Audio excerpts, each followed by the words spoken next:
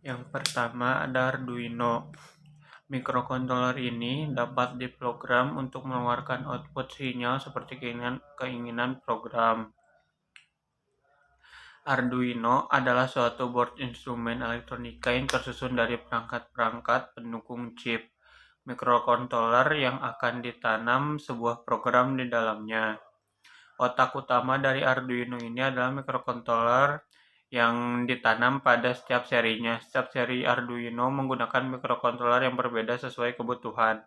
Misalnya, untuk Arduino Uno ini biasanya mikrokontroler yang dipakai adalah HTM Mega 328 dan bahasa pemrogramannya yaitu bahasa C.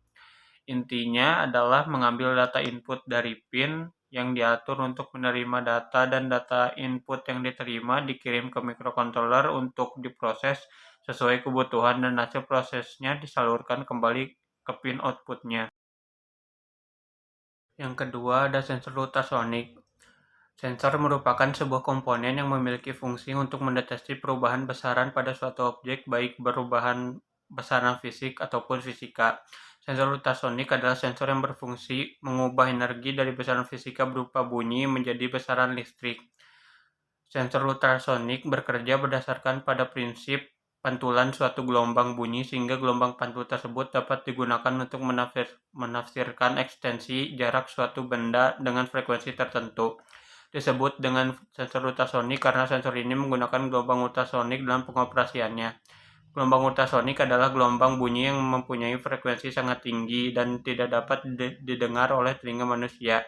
Secara lebih rinci, sensor ultrasonik beroperasi dimulai ketika sinyal atau gelombang ultrasonik dipancarkan terlebih dahulu dengan frekuensi tertentu dan dengan durasi waktu tertentu.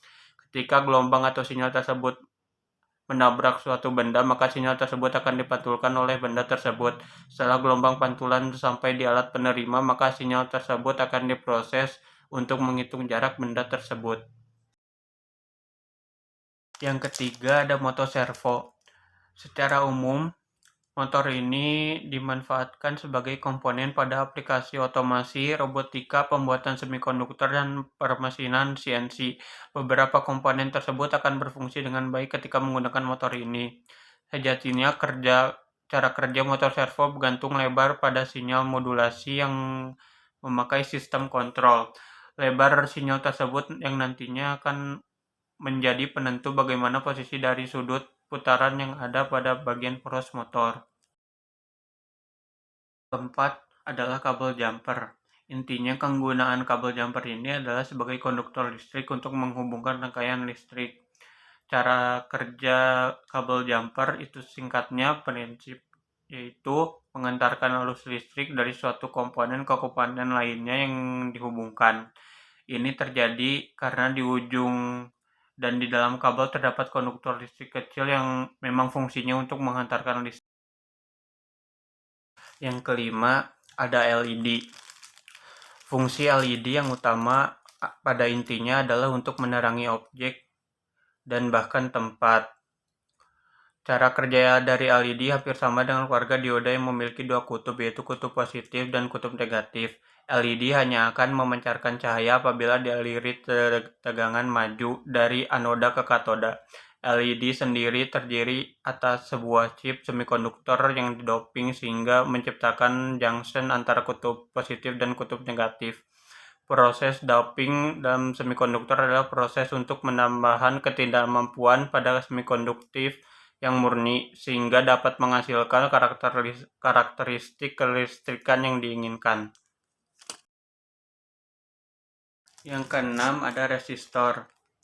Selain sebagai pembatas arus, resistor memiliki fungsi lain, diantaranya adalah pembagi arus, penurun arus, dan pembagi tegangan.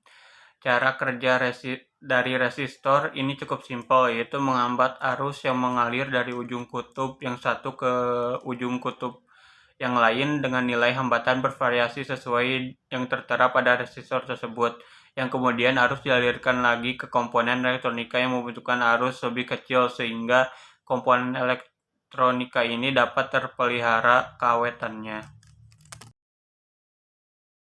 Yang ketujuh yaitu kapasitor. Fungsi kapasitor sangat diperlukan dalam suatu komponen elektronika. Kapasitor adalah komponen elektronika yang berfungsi untuk menyimpan muatan listrik. Selain itu, kapasitor juga dapat digunakan sebagai penyaring frekuensi. Kapasitor bekerja dengan menciptakan perbedaan potensial di antara dua konduktor yang sering dinamakan lempengan, yang dipisahkan oleh materi insulasi yang dinamakan dielektrik, sehingga muatan-muatan yang sama tetapi berlawanan membentuk lempengan-lempengan yang berlawanan, membentuk bidang listrik di sepanjang kapasitor. Semakin luas area lempengan dan semakin kecil celah antara lempengan-lempengan, maka semakin tinggi kapasitasnya. Seperti halnya resistor, kapasitor juga tergolong dalam komponen listrik pasif. Adapun cara kerja kapasitor dalam sebuah rangkaian elektronika adalah dengan cara mengalirkan arus listrik menuju kapasitor. Apabila kapasitor sudah terisi arus listrik, maka kapasitor akan mengeluarkan muatan dan kembali mengisinya lagi, begitu seterusnya.